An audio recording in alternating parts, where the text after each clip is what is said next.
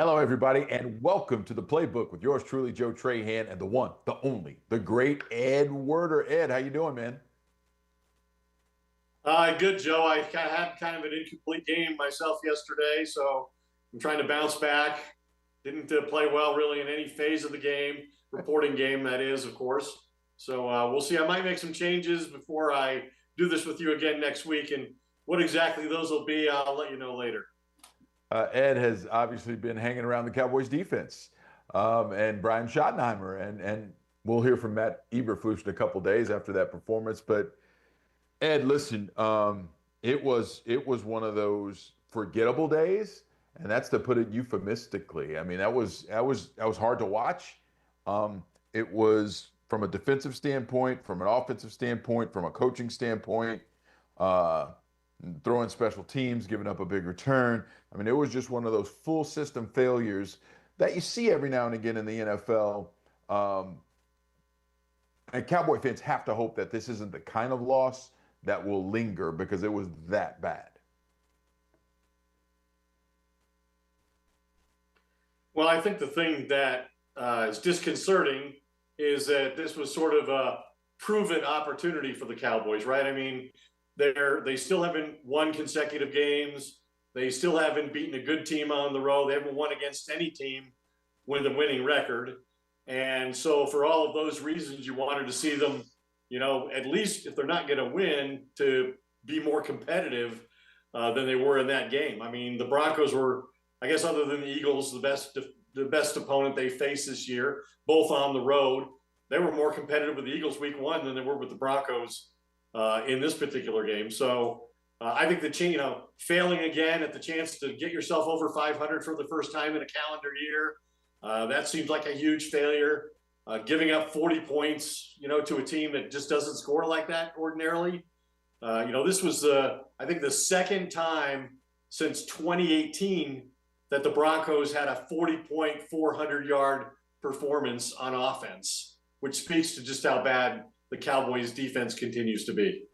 Yeah, in terms of scoring, the Cowboys made an absolutely average. They came in ranked 17th in scoring in the NFL. They made an absolute average scoring team look like a juggernaut.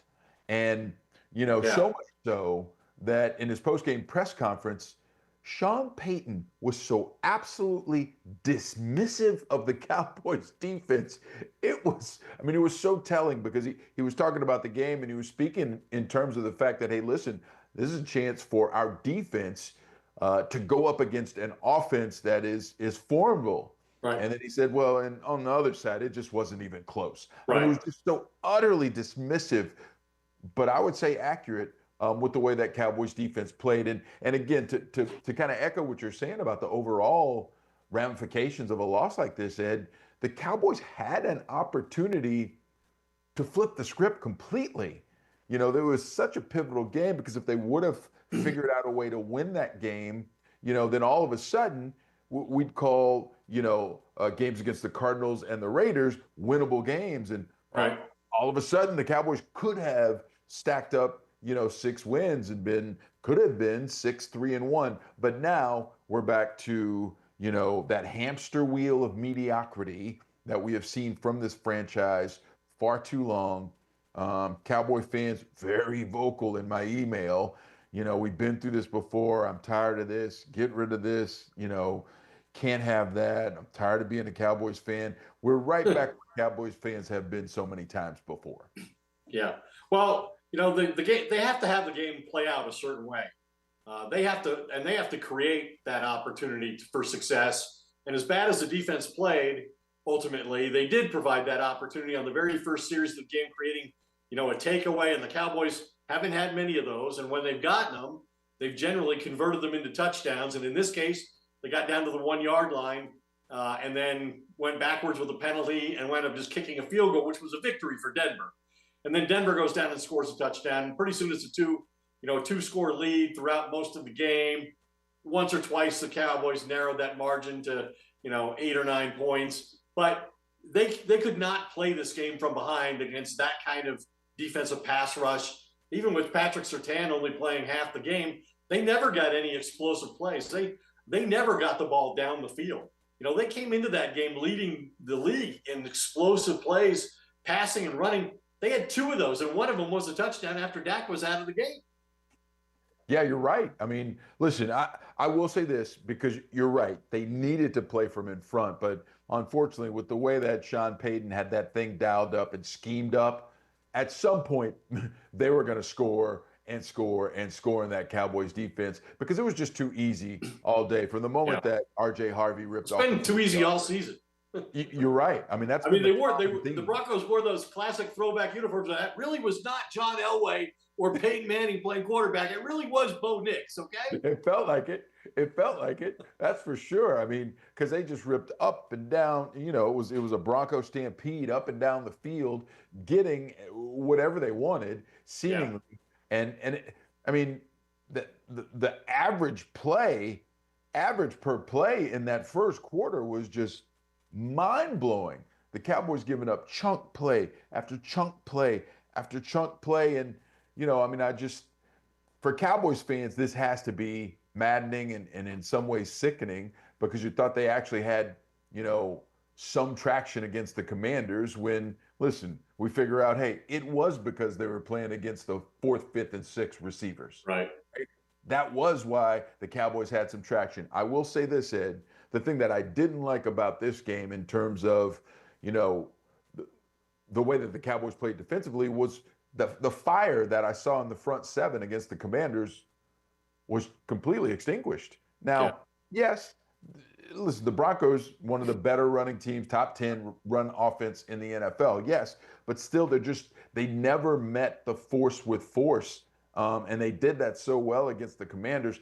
That's where I think the big loss for Cowboys and their fan base is. And, you know, quarterback Dak Prescott, he said he was talking with Jadeveon Clowney after the game, and Clowney was just kind of came out in this moment of reflection. He's like, this roster's too good for us to be playing up and down the way that we are. And Prescott kind of continued on that thread and said, you know, that is their identity now, being up and down, being inconsistent, and it's absolutely unacceptable. And if they continue to accept it, this is going to be a lost season pretty quickly here. Tell me if you agree with this, because it sounded to me like what we heard in the locker room for the first time was vocalized frustration and disappointment from the point that Dak revealed that when Shoddy was addressing the team, that Shoddy said, hey, if anybody thinks they played their best, step forward. And of course, nobody would under the circumstances. And then Dak himself was critical, saying, you know, if you come in here and you lose playing your best game, that's one thing. But that's not what this was. And then he talked about how, you know, he addressed when he broke them down, you know, I said, hey, we all, myself included, we need to look in the mirror and ask ourselves, are we doing enough? Am I doing enough? And obviously the answer in his mind is no. No. So, well, why is that? It's a great point. You're right, because especially at this point of the season, right? This isn't week 1. We're not wading into the season. We're in the throes. You're in the thick of it. And you have shown, this team has shown in certain instances that they are capable, obviously on offense, but the defense has had its moments. But I keep coming back to this, Ed. If this defense does not play with 100% effort, 100% focus, they will get boat raced. They have got to give every ounce of effort they have just to function. Not even to be good, certainly not to be great, but just to function. And we have seen that wane back and forth. You know, that's why against Rico Dowdle, it was such a head scratcher, right? Because the week before they got a victory, you know, against a lowly team, the Jets. And they think that they were onto something and they don't give full effort. And then Rico Dowdle just embarrasses them. And you would think they would learn that lesson. But then we just kind of go back and forth, you know. They get a win, they get up, they get down. They still haven't had, interestingly enough, haven't had the same result in consecutive weeks. Win or lose. This season. Yeah. And who did they get beat by yesterday? I mean, they got beat by a bunch of young players, first and second year players on the. Yes. R.J. Harvey has 3 touchdowns. I mean, that's right. Are you kidding me? Right. I mean, Troy Franklin, he hasn't emerged yet. Pat Bryant, another rookie. I mean, you probably listened to a little Denver sports talk radio today. They're talking about all their rookies, having a coming out party at the expense of that awful Cowboys And there's defense. been way too much of that all year, right? I mean, Yes. it was Caleb Williams, it was Russell Wilson having career days. Yesterday it's Bo Nix it's whoever, and the team, the other team doesn't seem to recognize or doesn't want to readily admit our success is really the product of playing against a really bad defensive team on the other side. And Shoddy's made winning at the line of scrimmage, like you were saying earlier, the most important thing on both sides of the ball. And I'm just not sure how often that ever happens when they go on the road. I mean, they talk about playing anybody, anywhere, being tough. They're one team at home and a whole different team on the road. This is an offense that averages 41 points a game at home, and that they average 24 on the road. That's what they got yesterday. And 24 with this defense, not nearly enough. No, it's the ultimate Jekyll and Hyde. For some reason, when they go on the road, Ed, they pack the Charmin, right? Because they are tissue soft. Yeah. They are soft on both sides of the line, and I'm not sure how that happens. You want to point to coaching, but I don't think that's it. I think it's a matter of being experienced and accountable enough as a player to understand what it takes to get to that level, right? Especially when you don't have a crowd or however that uplifts you to help you get to where you need to go. You've got to be able to self-motivate, and the externals have to become just white noise and nothing else, and they can't affect you. And unfortunately, the Cowboys weren't able to do this. I will say this, Ed, kudos to Denver. Kudos to that ownership group. They've created a rather almost collegial type feel to what Empower Field at Mile High is. That crowd was loud, it was engaged, it was rowdy. They knew when to be loud, how to be loud, and they helped disrupt the Cowboys offense. That's no excuse. That's just the tip of the hat to the way that they're doing it in Denver now. Well, they've had, in their history, there have been times when they've had one of the biggest home field advantages in all of football between, the crowd noise and the altitude and the effect that has on a lot of opponents. I heard just the other day, somebody was telling me, hey, when DeMarcus Ware was playing in Denver, he said, I can really only play, even though I'm training here, I can only play 14 consecutive snaps on defense. Whereas in Dallas, I could play 25 snaps in a row. And so, they did. And I was out in the crowd yesterday. I was in seats in the 300 level, and the stadium does physically move. Yes. And they are loud throughout the entire course of the game, and it is hard. But you got to be better than the elements you're playing in, and you got to give your opponent your best effort when they're as good as Denver is.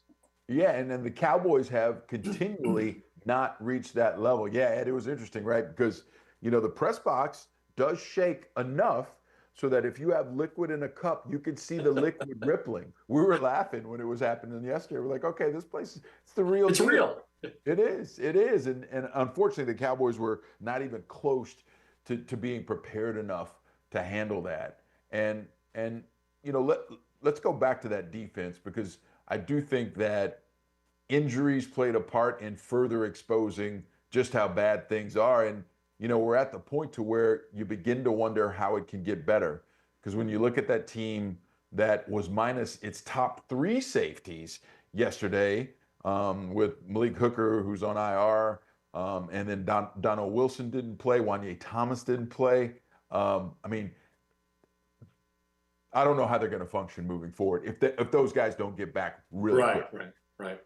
And but the big thing is, the guys who have been there all year in that front 7 are ineffective. And now that's become, Kenny Clark, the veteran player, defensive tackle, run stopper, who can also create a pass rush that they acquired in the Micah Parsons trade. He hasn't had great performances the last couple of weeks. Jadeveon Clowney, they said that, he was on the rise, and he was becoming a bigger factor on a play-to-play basis. Didn't see any of that yesterday. Now, Denver does have a really good offensive line. Last year, they had the best pass blocking and run blocking unit in the entire league, and that's effectively the players that they still have. The best thing about this Denver defense, you talk about winning at the line of scrimmage, Denver has the best sack and sack allowed ratio in the NFL. They lead the NFL in sacks, and they've given up the fewest, comparatively speaking. Like they're plus 25, I think, or something like that in terms of the sacks they've had versus the sacks they've allowed. And the Cowboys, what, they get one hit on Bo Nix? It's another game where they don't get a single sack. I mean, if you can't pressure these quarterbacks, you have no hope, especially when you're giving up 7 yards of play in the running game. Well, that's what I was going to say. You can't pressure the quarterback because you can't stop the run. And that goes right back to Jerry Jones, right? Because Jerry tried to sell this entire fan base on the fact that Micah Parsons was expendable because, hey, now we're setting things up to where we're going to be able to stop the run. You can scheme to get after the quarterback. You can scheme to get pressure on the quarterback. That's what they were told. But, you got to have the structure, and the players to stop the run, and now we do. Well, neither of those things have been true. They haven't been able to scheme to get after the passer, and they haven't been close to being able to stop the run. And it's just, unfortunately, the bottom line is this. Jerry Jones sold his fan base a false bill of goods when it came to the Micah Parsons trade. What he said when Micah was traded is not coming to pass, and we're watching it unfold right in front of our eyes. And the only way to save it is how they exercise and execute those draft picks, those 2 first-round draft picks that they acquired. What do they do with those? What do they turn those into? As soon as this next week, with the trade deadline approaching, I was really quite on the Micah Parsons. Like, I know the fan base is tired of it. They don't want to even hear about Micah Parsons anymore. I know. They do not support the player, but to not support the player is to endorse the general manager, who's mostly responsible for the fact you haven't done anything in 30 years, right? Why are they backing Jerry's judgment on this deal when you see Micah Parsons doing what he's doing for the number 1 team in the NFC? The Packers have the best record in the NFC at 5-1-1. They get after the quarterback every week, and Micah's a big part of that. He's double teamed more than anybody in football. He still leads in pressures. He still has, 5.5 sacks? How many do the Cowboys have? 6 or 7?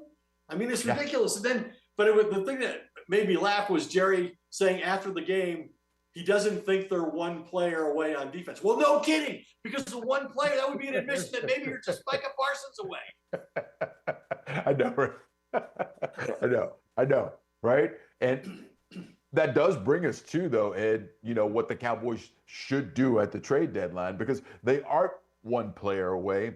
But here's what I would say. I mean, they've got to try and find someone who not only can help now, but will be part of a foundation for the future of the club. And that is possible, so there's this thought process about, hey, are you going to be a buyer? Are you going to be a seller? And because the Cowboys, because their record is nowhere near what they wanted it to be, should they just stand pat, or should they be, not be buyers? Well, I'm sorry, it's not a 1-year proposition, right? You can find someone who can stay on this roster for more than just this year, right? You've got to find the player that you don't have to pay the premium for, but you can make, as we said last week, a fair deal to get someone to come in here and help. And I do think safety might be, a position where they could find that player.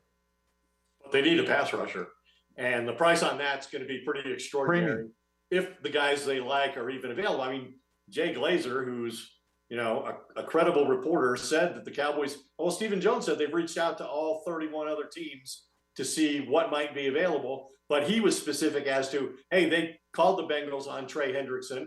And, the Bengals are trying to win. They're trying to stay in it, get Joe Burrow back, and make a playoff run themselves. So I'm not sure that they would trade Trey Hendrickson, certainly not in a seller's market. And, Max Crosby, the same thing. The Cowboys checked in on him, but Crosby wants to remain with the Raiders. The Raiders have said that they're not going to. Now, Jerry said, showed up to camp and said, don't lose sleep over Micah Parsons, too. So this is lying season. Like, we get told lies all the time. Sometimes those people who tell those lies are, high-ranking personnel people and general managers, and they feel a little bit bad about it. This time of year, they don't feel bad about it at all. It's part of the job. We're lying to the media. Jerry said he does it, right? He floats stuff out there through the media so he doesn't have to initiate the phone call and lose leverage. He tells us all the time. He thanked the media after the Micah Parsons trade, for floating the fact that he might be available. I mean, it is what they do, and that's fine, and that's all, and that's well, and that's good, because But that's how. I wrote a column on WFAA last week about what the Cowboys should do and the decision they confront, and the possibility that they're headed for 3-6-1 by the time they would make it, or 3-5-1 by the time they make a trade. But how much does Jerry think back to, hey, 2018, Amari Cooper, we traded a first round pick and, we wound up winning the division. But could a pass rusher make that big a difference? Like, is there such an inequity in the roster composition that, like, there was a wide receiver, they forced Dez off the roster prematurely. They didn't have a receiver. It was badly affecting Dak Prescott. That one player, Amari Cooper, made a huge difference, and it changed the way they were able to compete on offense and score, and they wound up winning the division. Is there a pass rusher in their mind who can have that same effect, who, like Amari, can remain on the roster and be a pivotal piece, like you're saying, in years ahead? I think my sense is, talking to people, Jerry wants to make a trade. Like, if he had his choice, he'd make a trade. And he seemed to suggest nothing really had changed in his mind yesterday, despite what he called the devastating loss. So is there a player out there who can really change the equation and make this a defense that's capable of, being competitive and allowing the offense, if they score enough points, to win games? I don't know that they can make a playoff run.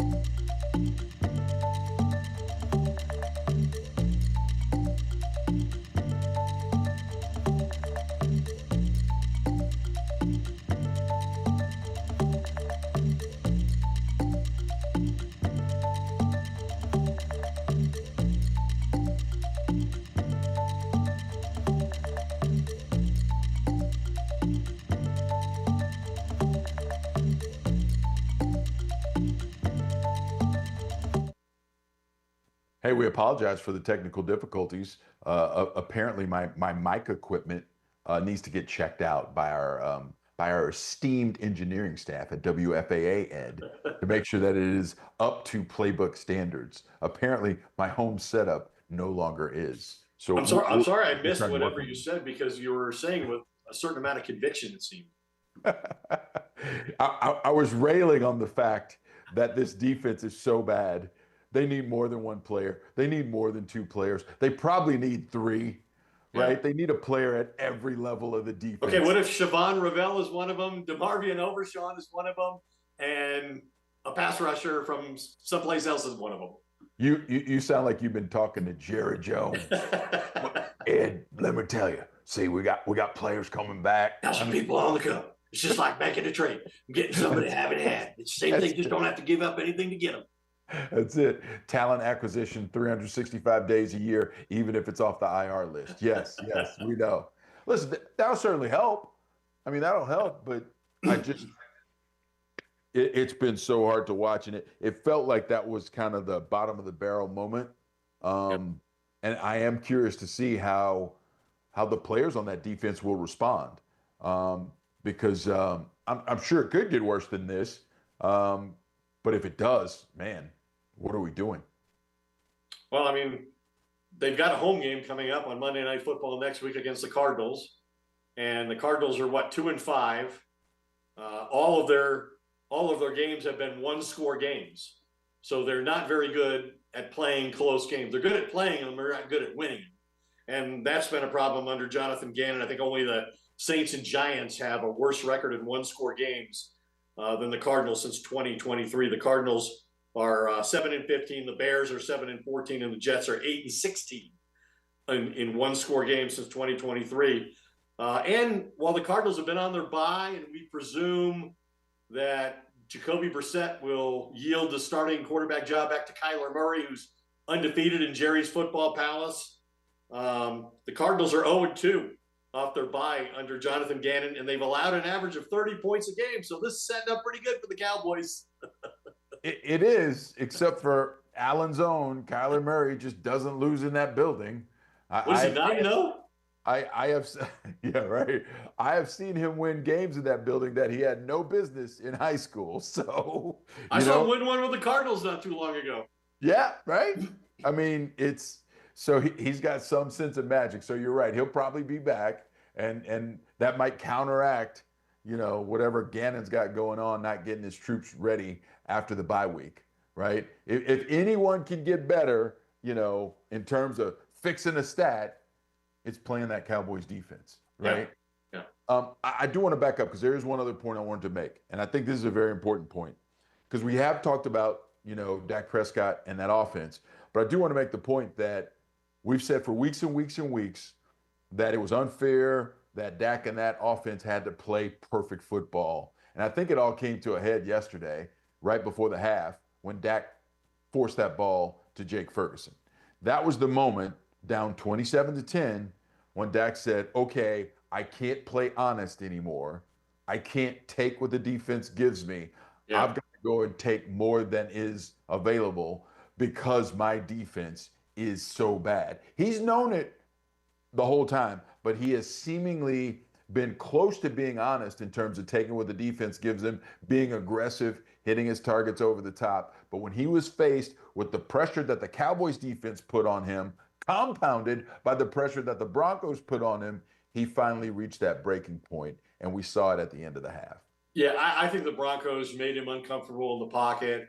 I think they went into this game recognizing how good Denver is, creating pressure on the quarterback, and were determined to thwart it in the same way they did when that was a good description of the way Green Bay played with Micah Parsons coming back was, hey, he can get the ball out quick. He can use his mobility.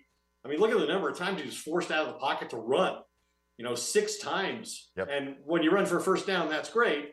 But he was never comfortable in the pocket, never in rhythm. He went into the game, with 4 straight games of throwing 3 or more touchdown passes with no interceptions, which was the second longest streak in NFL history. And then yesterday, he has no touchdown passes, 2 interceptions, and his worst quarterback rating, his worst completion percentage. I mean, we heard him talk at the Star last Thursday about, hey, yeah, I know we're going up against a great defense, but look at what I got. I got CeeDee Lamb. I got George Pickens. You can't cover them one-on-one. I don't care if Surtain takes one of them. I'm not going to take that guy away from me. They're too good. Oh, and if you do try and, double some of these guys, I still got Turp and I got Ferguson. Well, Turp did nothing. Ferguson had no catches. Okay. Like he set an NFL record, right? Through the first 6 games with 50 catches and 6 touchdowns, shut out. On National Tight Ends Day. Yeah. Yeah, how about that? So much for wearing the Houghton jersey. And then, CD made one big play early in the game to get him in scoring position inside the 5. Pickens was never really a huge factor. He made a nice catch on the sidelines for a first down that, was proved ultimately insignificant. But neither one of those players was really dynamic in the game. So where was all this bravado about this great offense and we don't care who we play, we're up for it, That's what Sean Payton was talking. That's why Sean Payton said what he did about, hey, I love that our great defense, got to match up with, a seeming equal on the offensive side of the ball, and we won that. And the other part of it, that was no competition. Hey, I just hated it, Ed, because listen, I know that there were tons of pressure on, but I mean, we never saw just a straight out flat 9 route to Pickens when he got manned up. There was no vertical element. We never saw it. And again, I understand how the pressure affects that. I do. I'm not a football neophyte. But I would say, give me a max protect, half roll, something to to where you can try and hit them over the head and try and make them play at least closer to honest. And they never came up with it. They never could get to it. I'm sure they had it in the, in the playbook, and they just never could get to it. And they didn't run the ball. That 41 No, yards no. for Javonte Williams. No, Number 2 rusher in the NFL. In his return, right, to Denver. So he was more than motivated. But again, that goes back to the fact that the offensive and defensive lines of the Cowboys were just soft. And they took the whipping, and it pervaded through the entire football team. And that's what Denver is. That's the team Denver is. And the Cowboys could not handle it. They're not equipped, and unfortunately, you walk away from that game and they were soft. And that's one of the worst labels that you can put on a team in the NFL, but the Cowboys have to wear it after that week. They look soft against a physical Denver Broncos team. Yep. And they paid the price. They did. Ed, we did it again. It's the fastest 30 minutes. Well, you took a little break. You took about a minute and a half off. 2 minutes. I did. And we might be going over time too. The producers are killing me. They're yelling in my ear. Shut up. All right. Great stuff, Ed. Next week, Monday at 7, meet us back here on WFAA Plus. It is the Playbook.